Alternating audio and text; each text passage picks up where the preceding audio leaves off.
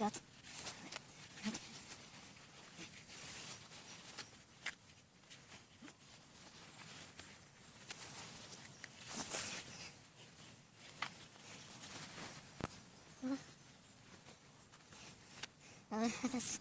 Oh Mann, das reicht mir und dem. Ich brauch mehr Schutz.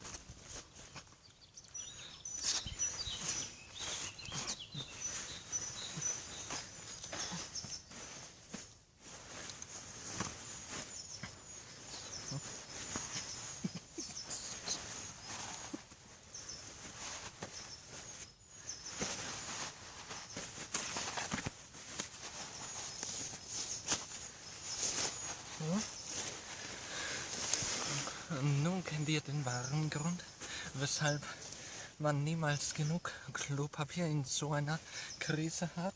Ist nämlich der beste Schutz gegen den Coronavirus.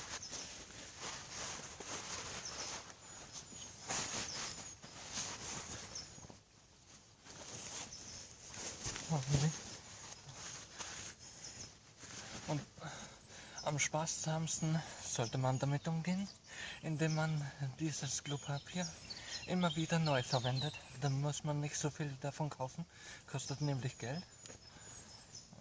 Das war's dann, bis zum nächsten Mal.